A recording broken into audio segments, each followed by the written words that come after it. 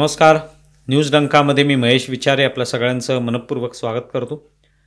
मित्रांनो, नुकताच मराठी भाषा गौरव दिन साजरा झाला आणि या निमित्ताने उद्धव ठाकरे यांनी आपल्या कार्यकर्त्यांना मार्गदर्शन केलं आणि त्यावेळेला बोलताना पुन्हा एकदा त्यांनी एकनाथ शिंदे आणि त्यांच्या गद्दारीविषयी भाष्य केलं. आता इतकी वर्ष या सगळ्या संदर्भामध्ये लोटलेली आहे, तर जवळपास 2.5 वर्ष झालेली आहेत, तरी देखील अजूनही तोच विषय उगाळण्यामध्ये उद्धव ठाकरे किंवा त्यांच्या पक्षातल्या लोकांना काय नेमका आनंद मिळतो हे कळायला मार्ग नाही.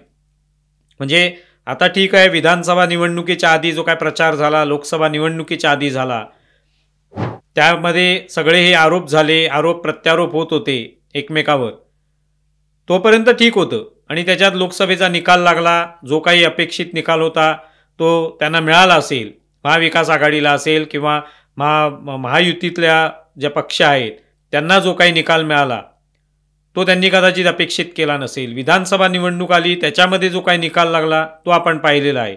हे सगळं बघत असताना आपल्याला लक्षात येतं की सगळं होऊन गेलेलं आहे.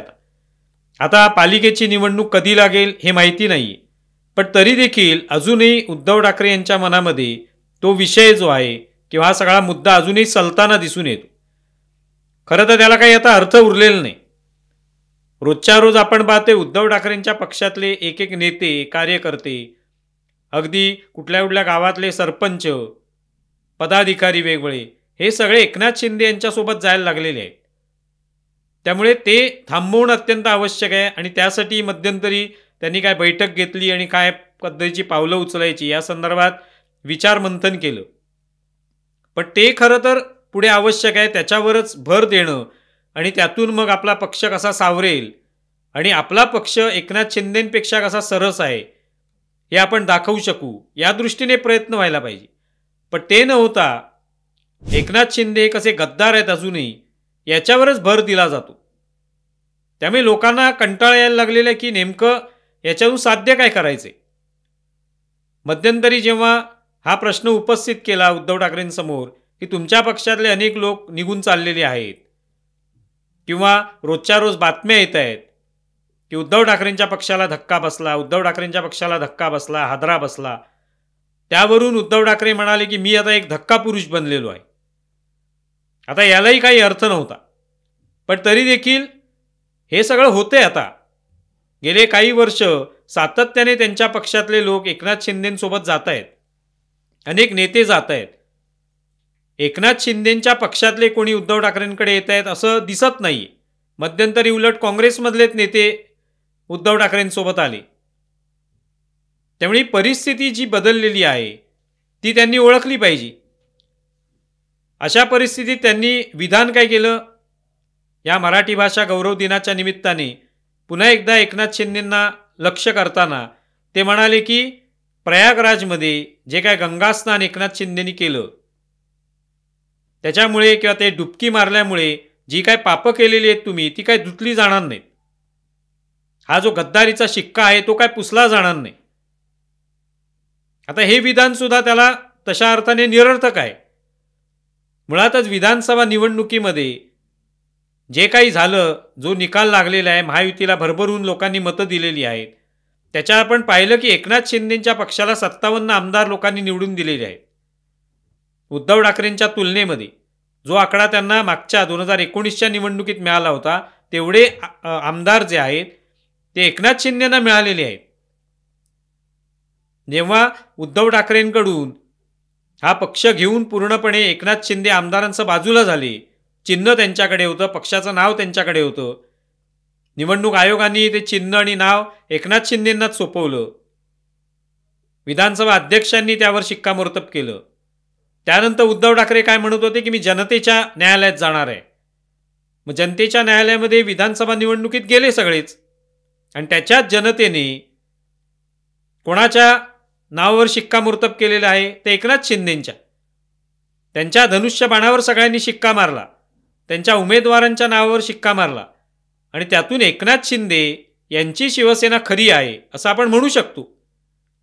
भलेही त्याच्यावर कोणी न्यायालयाने शिक्कामोर्तब केलं नसेल, पण लोकांनी शिक्कामोर्तब करणं हीच खरी महत्त्वाची गोष्ट आहे त्याच्यातली.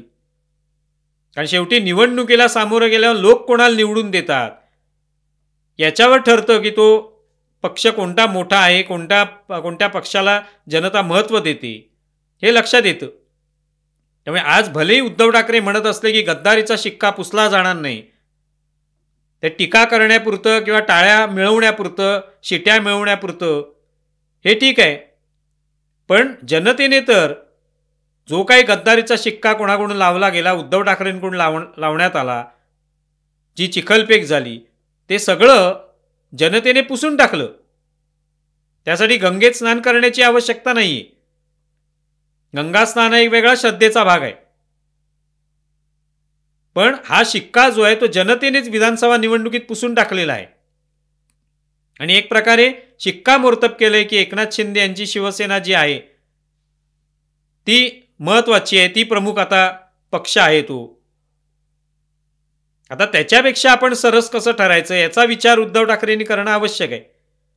पण ते तशा पद्धतीचा विचार करताना दिसत नाही. अजूनही त्याच जुन्या दिवसांमध्ये, जुन्या आरोप प्रत्यारोपांमध्ये ते अडकलेले दिसून येतात. जेव्हा फडणवीसांना या संदर्भात विचारलं तेव्हा ते म्हणाले की उद्धव ठाकरेंनी आरसा पाहिला पाहिजे. कारण जनतेने आता हा पूर्णपणे न्याय दिलेला आहे. जनतेच्या न्यायालयात उद्धव ठाकरे गेले आणि जनतेने ठरवलं की एकनाथ शिंदे यांची शिवसेना ही खरी शिवसेना आहे. भलेही उद्धव ठाकरेंनी किती नाकारलं तरी, भलेही त्यांनी ईव्हीएमला दोष दिला तरी, आता हे स्पष्ट झालेलं आहे.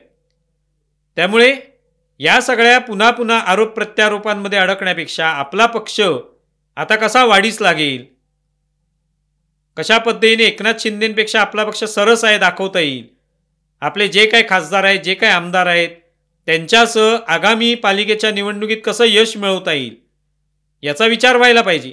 अर्थात आम्ही सल्ले देणारे कोण आहे, पक्ष जे आहेत ते ठरवू शकतात. पण शेवटी लोकसुद्धा हा विचार करत असतात की किती काळ हे चालणार आहे. धक्का पुरुष म्हणता म्हणता आता उद्धव ठाकरे जे आहेत ते हळूहळू शिक्का पुरुष होऊ शकतील. रोजच्या रोज गद्दारीचा शिक्का यांच्यावर आहे असं म्हणून काय साध्य होणार.